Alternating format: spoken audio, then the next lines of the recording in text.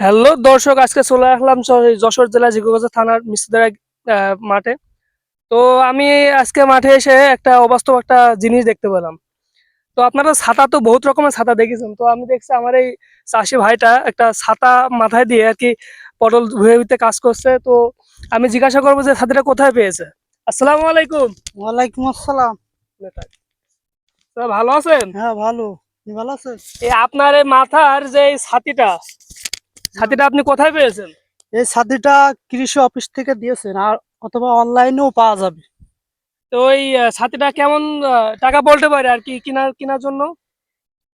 তা এই বিষয়ে এটা তো ভালো জানি না।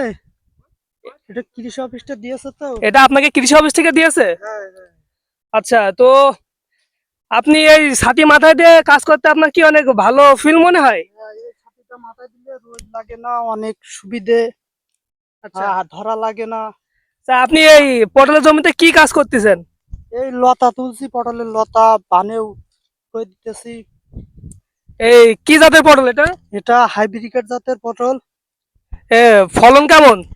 খুব ভালো ফলন এই হাইব্রিড জাতেরটা।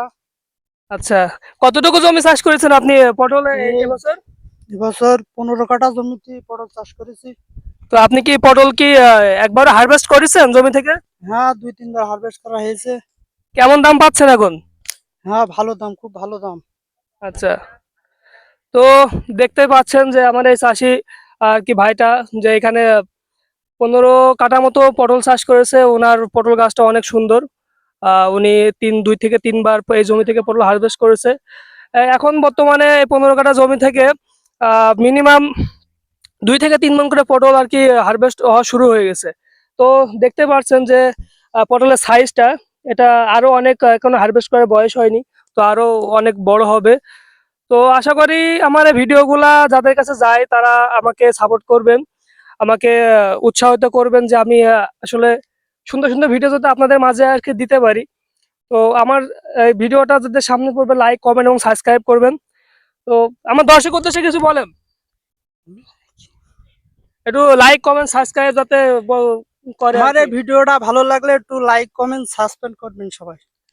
ধন্যবাদ, সবাই ভালো থাকেন। আসসালামু আলাইকুম।